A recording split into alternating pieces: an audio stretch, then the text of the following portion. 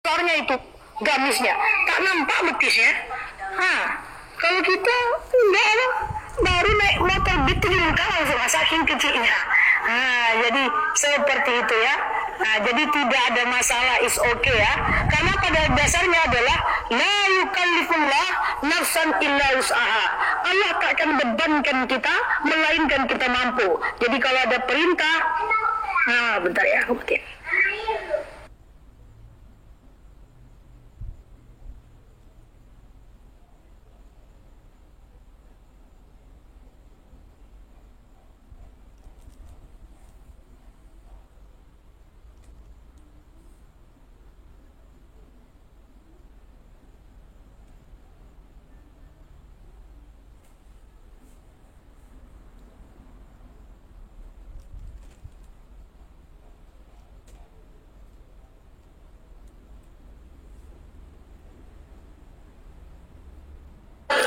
Ada suara anak-anak guys, susah ini. Jadi aku mati-matiin. Oke, paham ya ibu-ibu yang saya sayangi karena Allah. Nah yuk kita lanjut. Pertanyaannya adalah kapan kita pakai tuh gamis kita, atau kapan kita tutup aurat kita. Kita wajib menutup aurat adalah fi makanil am, di wilayah umum. Apa itu wilayah? Celana panjang dalam gamis boleh nggak? Celana panjang dalam gamis boleh nggak? Boleh. Nah, apa itu wilayah umum? Wilayah umum adalah wilayah yang kalau orang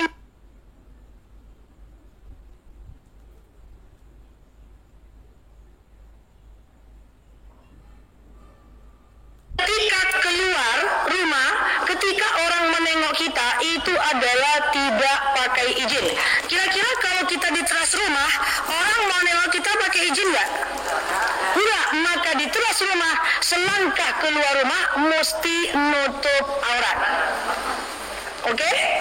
Selangkah keluar rumah mesti nutup aurat. Saya kemarin ditanya oleh teman saya, Nel, kamu yakin nggak kalau jemaah kamu semuanya keluar rumah nutup aurat? Saya bilang yakin. Kalau mereka ke pasar yakin. Kalau mereka nyiram bunga yakin nggak nutup aurat? Itu yang tak yakin saya. Jadi tutuplah aurat selangkah keluar rumah. Tapi kalau di dalam rumah nggak apa-apa buka, kecuali ada yang mahram, yang bukan mahram. Jadi ingat ya, tutup aurat saat keluar rumah, ada atau nggak ada orang wajib tutup. Nggak ada dalil yang bilang, ayo orang-orang beriman tutuplah aurat kalau ada orang, kalau nggak ada buka silahkan. Nggak ada dalilnya. Jadi ada nggak ada orang wajib tutup. Oke, ada nggak ada orang wajib tutup. Nggak boleh gini keluar rumah tengok kiri kanan nggak ada orang mau lantak silahkan, nggak bisa. Mau masukkan motor jam 2 malam tengok kiri kanan nggak ada orang, nggak bisa. Maka nanti oke.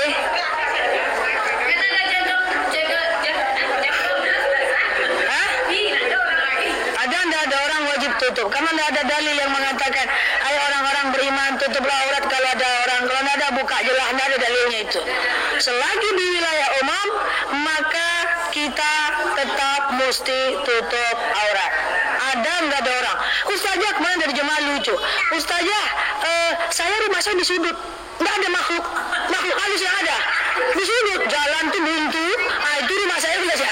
Nggak ada makhluk halus, cuma ada malaikat penyabut nyawa. Ada nggak ada orang wajib tutup? Karena seandainya orang lewat, orang tetap akan bisa lihat.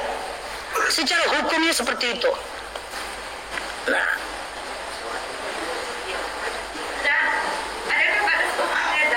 ya kita mau ke sini ya.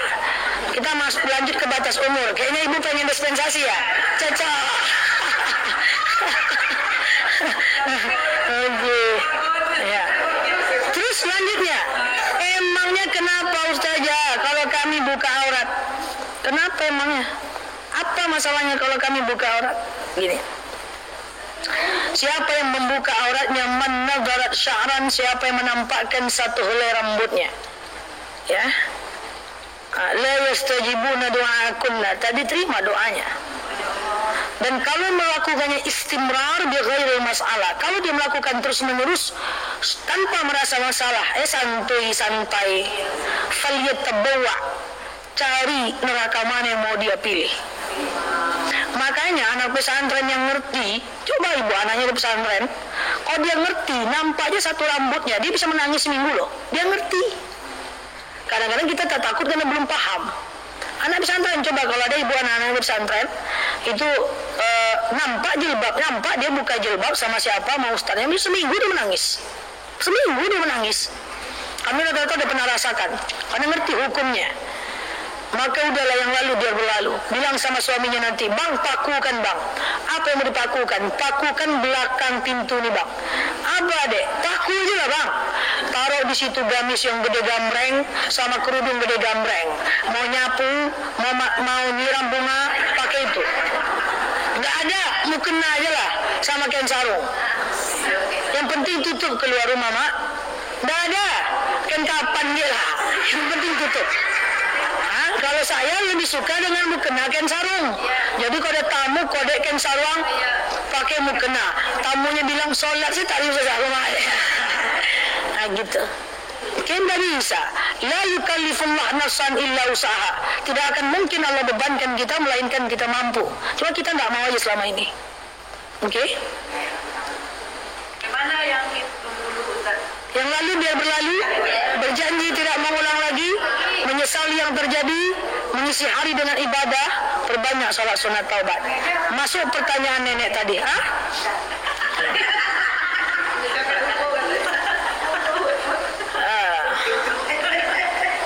Nah, ibu-ibu yang saya sayangi karena Allah, selanjutnya adalah bagaimana jika kita sudah tua?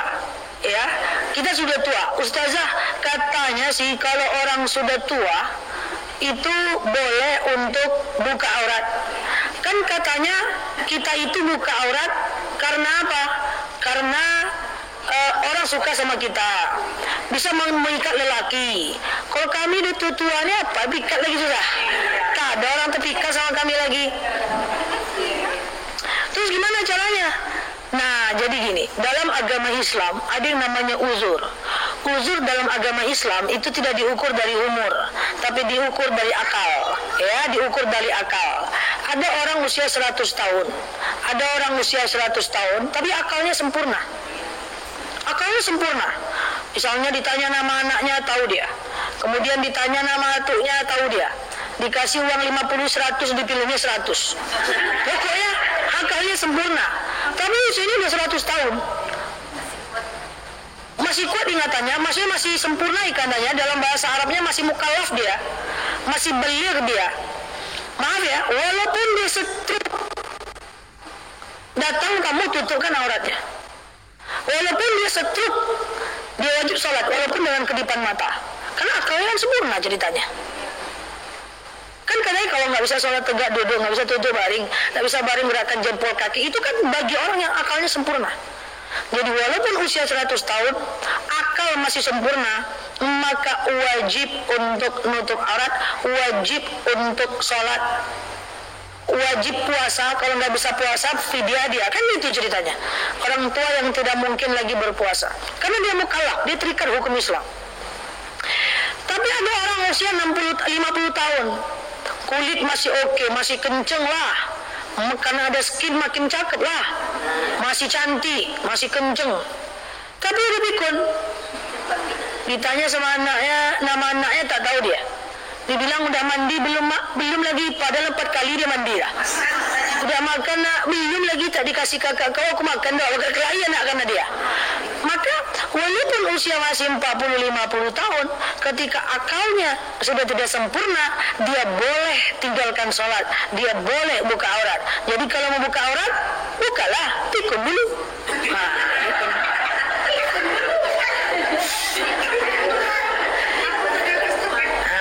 Kita kan gak pengen, Bu. Kita itu kan pengen panjang umur, sehat badan, tidak pikun. Orang pikun dosanya tidak diterima, tapi kalau berbuat baik tidak dinilai juga. Kita berbuat baik dinilai, berdosa dinilai. Jadi kalau ada di rumah ibu orang tua pikun semuanya pikun, jangan dipaksa juga sholat lagi. Dia mau sholat suka hati dia mau nggak terserah dia. Ini udah payah saya. Ada jemaah bertanya, Ustazah gimana caranya nyuruh orang tua saya udah sholat, untuk sholat, dia nggak mau sholat, kadang-kadang mau, kadang-kadang nggak. Udah muter-muter saya menjelaskannya, gimana caranya. 1 Bu, doakan dia, 2 ingatkan dia, 3 coba paksakan, 4 coba kasih reward and punishment. Udah capek saya menjawab, iya dia dipikun, la ilaha illallah. Payah saya menjawab rupanya dia pikun. Kalau dia pikun, nggak usah dipaksa Bu.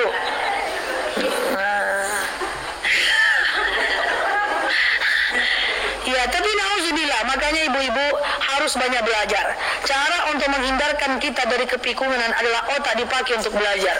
Maka makin sering kita menghafal, makin sering kita belajar, maka otak kita akan semakin jauh dari kepikunan. Maka dipakai, digunakan untuk ngafal ayat-ayat, ngafal hadis, ngafal arti bacaan salat, ngafal belajar, ya diundang ustadz yang pengajiannya mungkin penting tapi membuat kita berpikir, ya dibanyakkan otak kita ini berpikir sehingga kita dijauhkan dari kepikunan. Banyak-banyak menghafal. Nah, banyak-banyak ngafal, entah ibu hafal arti bacaan sholat, entah ibu hafal ayat pendek, entah ibu hafal akafi, itu supaya dijauhkan dari kepikunan. Bayangkan kalau kita pikun, kan kita nggak mau jadi beban kan? Walaupun anak kita mau, tapi kita jadi beban bagi anak kita. Sementara kita ingin anak kita baik-baik aja. Enggak apa-apa, saya juga gitu sama. Ustazah, saya ngafal, dapat ujung hilang pangkal, dapat pangkal hilang tengah, dapat tengah dua-duanya hilang. Ngulang Ustazah, kita ngafal ayat pendek itu ayat sholat, kita boleh ngulang nggak? Boleh ngulang. Misalnya baca surat apa gitu dalam sholat, itu diulang-ulang terus. Boleh? Boleh. Boleh. Jadi kalau mau ngafal, Bu, kalau saya mau saran, daripada ibu ngafal ayat pendek, ini mohon maaf ya Bu. Kalau waktu ibu kan ini usia ibu udah berapa nih? Udah 70-80 nih. Enggak lah, boleh jadi mak. Enggak, bercanda, ya. Kalau ibu mau saya kasih saran, daripada ibu menghafal ayat-ayat pendek, lebih bagus ibu menghafal arti bacaan sholat. Itu jauh lebih penting. Entah cemana lah cara ibu, entah melalui sosmed ibu belajar, entah melalui sosmed, entah melalui buku, entah melalui ustadz, hafal. Itu lebih penting lah Bu. Coba arti Rabbi firli warhamni wajburni warfa'ni warzuqni, itu luar biasa. Rabbi ampuni aku, ilfirli, Tuhanku ampuni aku, warhamni cintai aku, wajburni cukupkan aku, warzuqni berikan rezeki kepadaku, wadini berikan aku petunjuk, warzuqni berikan aku rezeki, wa'afini maafkan aku, wa'afu anni, ya, kemudian sehatkan aku, sami Allahu liman hamidah, Allah telah mendengar siapa yang memujinya, Rabbana lakal hamdu, ya Allah bagimu segala puji, mil'us samawati sepenuh langit, wa mil'ul ardi sepenuh bumi. Itu dihafal. Coba ke situ dulu. Kalau udah selesai sampai fil alamina innaka hamidum majid, selesai baru lanjutkan yang pendek. Kan itu lebih penting. Mau sampai kapan kita sholat nggak tahu arti bacaannya? Iya kan? Kalau selama ini sholat pikiran kita melayang-layang, itu biasanya banyak faktor. Ya, diantaranya adalah kita nggak tahu artinya. Jadi kalau ibu mau berkorban sedikit, mau belajar biar nggak pikun, dan itu jadi ceritanya kan. Belajarlah mengartikan bacaan sholat. Subhana rabbiyal azimi wa bihamdi. Coba. Maha suci Tuhanku, azimi, yang maha agung, wa bihamdihi, dan dengan segala puji baginya. Gitu kan. Jadi dialihkan ke situ sampai ibu bisa ngomong depan kaca, ngomong artinya sendiri. Nanti baru terbayang ketika sholat. Jadi mengartikan bacaan sholat tidak bisa dalam hati aja.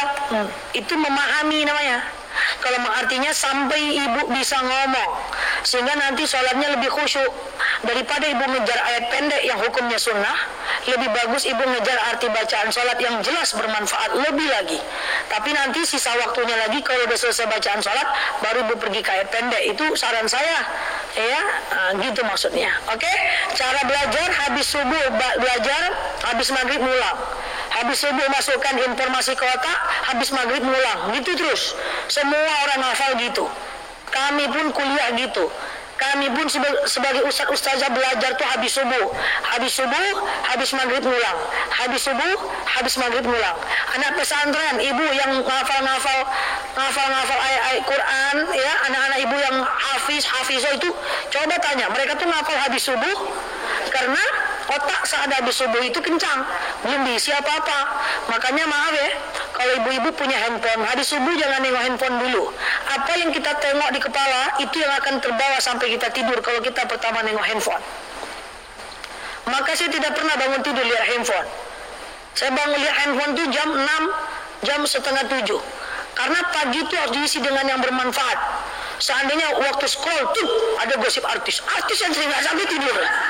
Tuh dia gitu ya, langsung dia tuh bangun tidur itu subuh itu langsung ada sesuatu di handphone yang membuat kita bad mood, entah kawan di grup bikin kesel, entah orang yang mengapa-ngapa, itu terbawa sampai kita tidur. Ya, jadi isi dengan ngafal dulu habis subuh belajar iktikaf apa kayak gitu. Oke?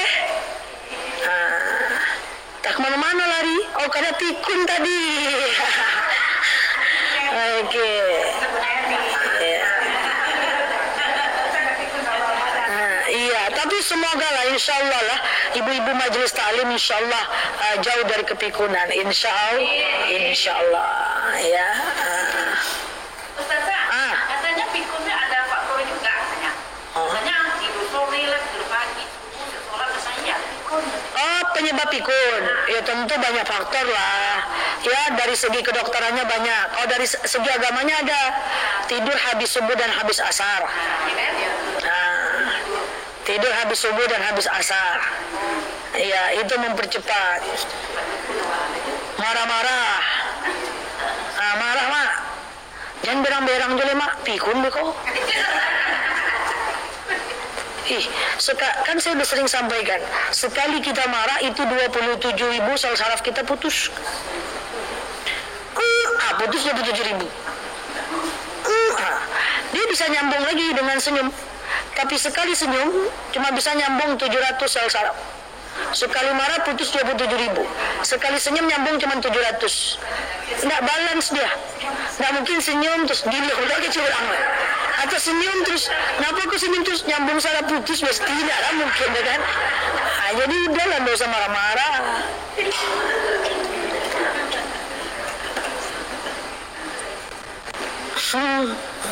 Gitu. Oke, lanjut sikit lagi. Ustazah, ada orang bilang Ustazah, kalau nggak usah lagi pakai jilbab, yang dijilbabkan tuh hati. Ngapain berjilbab tapi hati tak betul? Bagus aku lagi tak berjilbab, mantap hati aku. Jilbab itu syariat, diwajibkan kepada seluruh orang Islam, bukan hanya kepada orang beriman.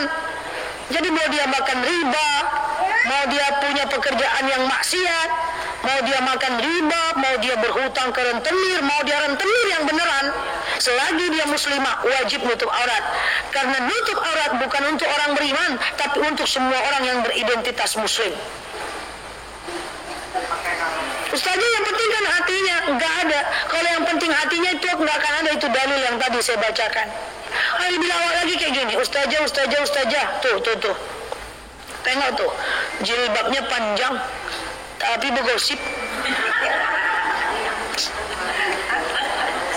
Bagus lagi aku nggak berjilbab. Nggak ada gosip aku dong saja. Saya tanya, baru ini gosipin siapa? Oh iya juga ya saja. Jilbab dengan perbuatan itu dua hal yang berbeda. Orang yang berjilbab dia dapat pahala. Kalau dia berbuat sesuatu dia tetap berdosa. Tidak ada hubungan antara jilbab dengan perbuatan. Walaupun idealnya dengan berjilbab kita akan semakin baik, tapi banyak juga yang berjilbab tapi masih maksiat. Is okay. Al-insan fi mahallil khata' wan nisyan. Manusia itu tempat salah dan lupa. Bukan berarti ketika dia maksiat buka jilbab kamu percuma. Nggak gitu juga konsepnya. Berjilbab tetap wajib. Sama dengan ada orang sholat, ada dalilnya, belum tentu pula yang terjadi. Coba, aqimus shalah wa atuz zakah, inna sholata tanha 'anil fahsya'i wal munkar. Dirikan salat, bayar zakat, sesungguhnya salat menghindarkan kita dari perbuatan keji dan mungkar. Jelas, salat menghindarkan dari perbuatan keji dan mungkar. Tapi ada nggak orang salat tapi gosip? Terus kita ngomong sama dia, nggak usah lagi sholat kalau selama bergosip. Enggak kan? Sholatnya tetap wajib kan? Walaupun dia tukang gosip, walaupun dia dokter di bidang gosip, dia profesor di bidang gosip, dia ada orang tuh profesornya di bidang gosip. Kalau sama dia orang menggosip, walaupun dia profesor di bidang gosip tadi, tetap aja baginya adalah wajib untuk sholat. Jadi apapun sikap kita, apapun sifat kita, belum sempurna kita, tetap wajib nutup aurat karena aurat dengan tetap wajib berjilbab karena jilbab dan perbuatan itu dua hal yang berbeda. Nggak bisa dicampur-campur. Nanti kan Allah hitungnya per kasus. Jilbab berpahala, gosip dosa. Jilbab pahala, gosip dosa. Kan dia per kasus ya. Dia per kasus. Dia nggak satu-satu. Dia satu-satu ngitungnya gitu loh. Jadi ibu-ibu yang saya sayangi karena Allah.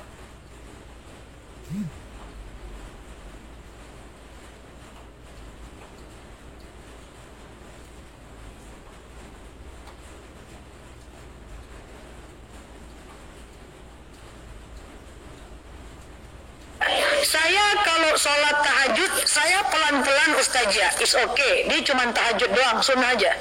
Ustazah, saya susah zuhur, sholat subuh di masjid iktikaf sampai syuruk, itu susah Ustazah. Oke, saya paham, saya nggak pusing itu. Ustazah, saya dari subuh sholat sampai syuruk, lalu kemudian itu sana susah Ustazah, karena saya punya suami, jadi saya cuma bisa iktikaf sekali seminggu, nggak ada masalah. Tapi nggak bisa, Ustazah nantilah saya nutup auratnya pelan-pelan, nggak bisa, karena malaikat nggak bisa disuruh pause dulu malaikat. Aku pelan-pelan lah, slow lah, kan nggak bisa. Keluar rumah tetap malaikat mencatat, jadi nggak bisa berubah pelan-pelan untuk aurat, nggak bisa. Kalau tahajud pelan-pelan bisa, salat doa pelan-pelan bisa. Sering saya bilang ibu-ibu tahajud dulu ya sebelum subuh. Kalau ibu susah untuk bangun tahajud, ibu tahajudnya dekat-dekat subuh aja biar ibu puas dulu tidurnya.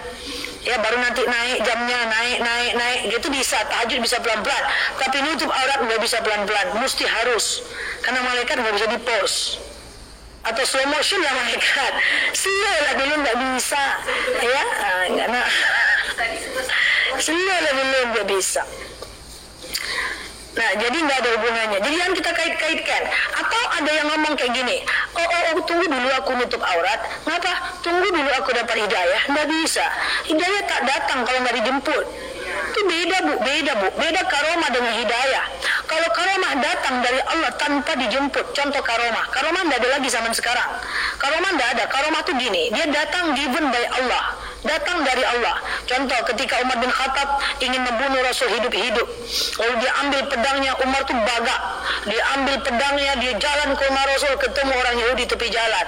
Umar, kau mau kemana? Aku pengen penggal kepala Muhammad dan aku akan bawa kepalanya di tengah-tengah kalian. Apa kata orang Yahudi? Ngapain kau penggal kepala Muhammad?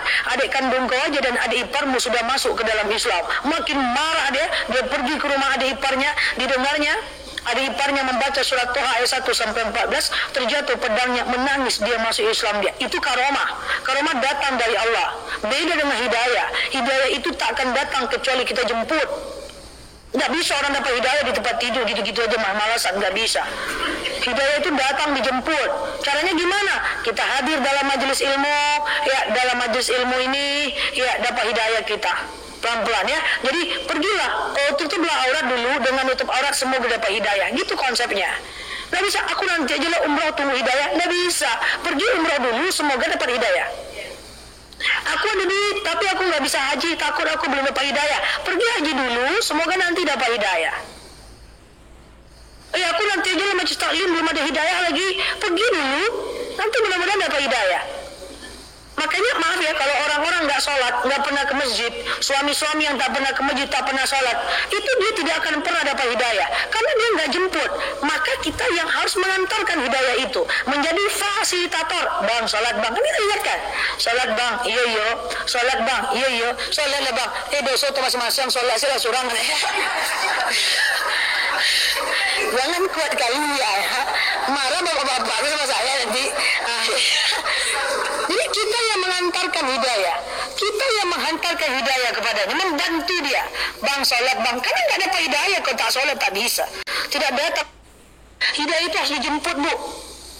Sedangkan yang datang dalam majelis ilmu aja belum tentu dia dapat hidayah. Banyak jemaah saya udah 7 tahun, 8 tahun pengajian, pas pesta dia juga tukang jogetnya. Banyak juga. Akan tentu dapat hidayah lagi kan gitu ibaratnya. Tapi kalau ada yang kayak gitu, saya datang pesta saya nyerondo aja. Saya takut nanti dia malu, tak datang lagi pengajian lebih parah, ya kan? Malu, tak datang lagi pengajian lebih parah, ya kan? Ini belum tentu juga dapat hidayah. Tapi setidaknya dia mau untuk datang, dia mau belajar gitu loh.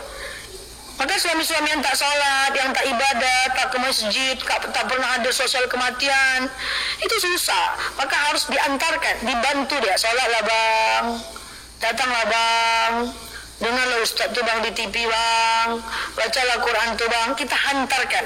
Ingat ya Bu, saya sering bilang kepada jemaah, teguran dari manusia dengarkanlah. Karena kalau manusia yang menegur cuma pakai mulut, kalau Allah yang menegur, nasib kita akan buruk. Itu bilang tuh, bang masih mending aku yang negur nih bang. Kalau Allah yang negur macam-macam, dikasihnya setruk kita sampai kita taubat, dibakarnya rumah kita sampai kita bertaubat, baru bentang sejadah tengah malam, di PHK-nya kita, dibangkrutkannya usaha kita.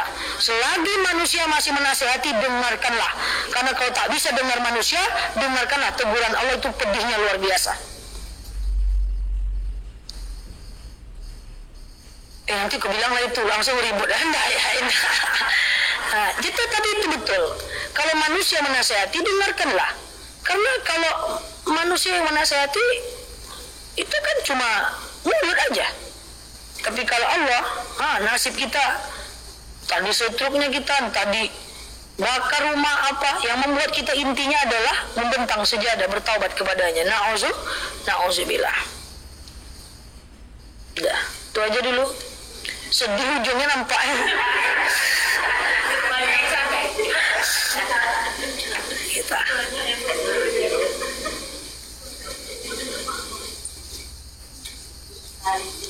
Jadi nggak bisa kayak gitu ya.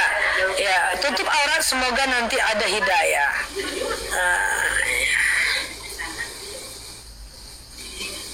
Oke? Oke, demikian wallahu a'lam bishawab. Ala hazihi al-Fatihah.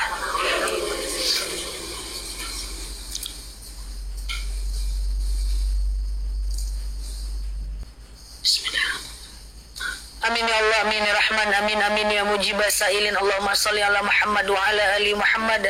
Allahumma inna nas'aluka ridhaka wal jannah, na'udzubika min sakhatika wan nar.